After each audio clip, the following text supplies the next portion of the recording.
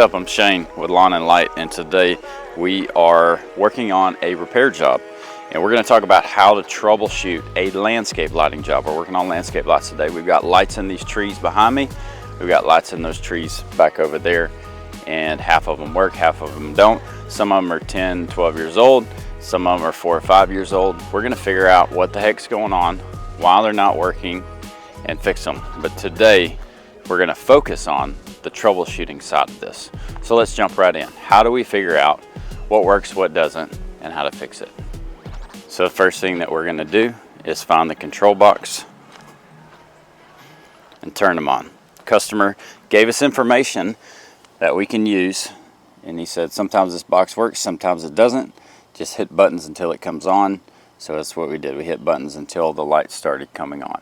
Once we have the lights on somewhere, well, now we can start to test. But what we realize is that, okay, we have lights on that far tree, but we do not have lights on this tree. So we're just going to run a test wire straight from the box, because we don't know what all wires are working out there, and start testing lights individually on the tree to narrow down what works and what doesn't. Altogether, the lights may be bad, or are the bulbs out? We'll go through that in just a second. All right, so we're on our first tree, and we see these are newer lights here, and that one works. There's 3 of those newer lights there. That one works, and this one works. You could tell they're newer because they have newer wires run to them in comparison to the other wires. And this one works. So we know that that style of light, that's the only 3 lights like this on this tree. So we know we're good there.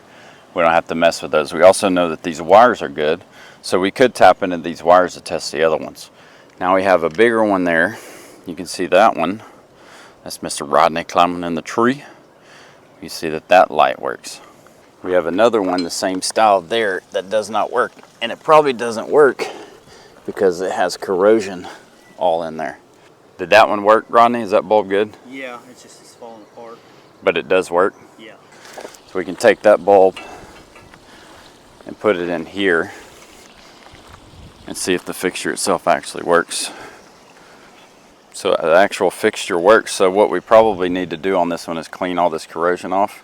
That O-ring feels pretty good, but we could get a new, if we can figure out the style of these, we can get a new O-ring, clean this corrosion out, and call it good. So we're going to set the camera down so we can start troubleshooting this tree, finish it out, see what we have that works and what doesn't. Another thing that we're going to do is kind of clean up these wires. There's wires going everywhere. Doesn't really look great. So we're going to see what we can do to clean all that up. All right, so we're going to start marking stuff that we know works with this tape. And the way we know it works is if you stick a light bulb in it and it works. You feel like your business is upside down. You got phone calls, text, all kinds of crap going everywhere, jobs to finish, employees to manage. Problem isn't the work. You got plenty of it. And when you try to do normal things,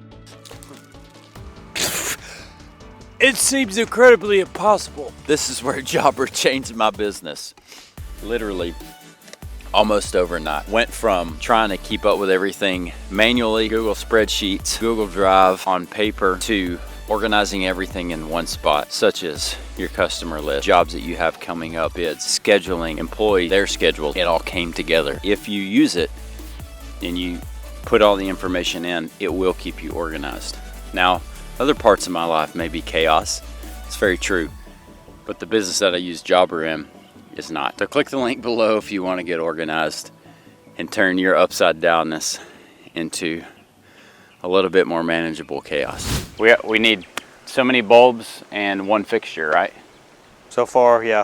Okay. We just need 1 fixture, and then we need 1, 2, 3, 4 bulbs. Probably wouldn't hurt to get an extra one. We'll call this, what's the name of this tree here? Let's call it Tree over pool, because it's close to Yeah. hanging over the pool. Yeah, let's do that. Okay. Tree over pool. So we got 5 bulbs and 1 fixture. Yep. All right. All right, so we don't have anything powered over here, do we? Can you see that from where you're at? So far, I don't see any power, which we do know down at the ground there was a lot of frayed wires, it's probably not even getting connection at all. I can either grab a multimeter and test the wires that are down at the ground, see if we have power, or just run a line straight from the box. Really doesn't matter.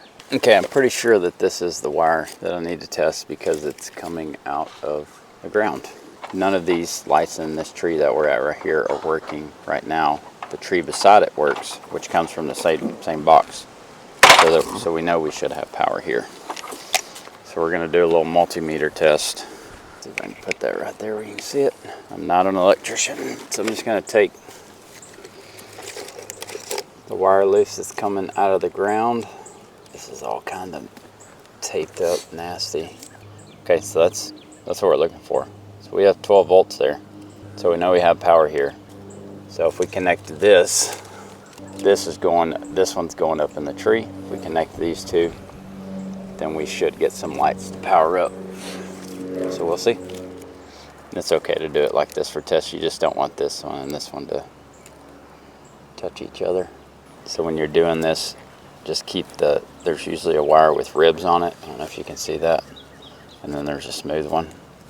So you want to keep that consistent. So, and that's if all the other ones are consistent, and who knows. Got any light? You got lights? We got lights. So now that we know we have power here, we can start troubleshooting this tree like we did the other one.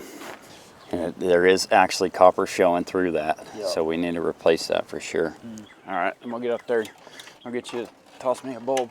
Okay. We just need a bulb there. All right, we got another one way up there. Let me get up there. That one is on. Okay. That's good.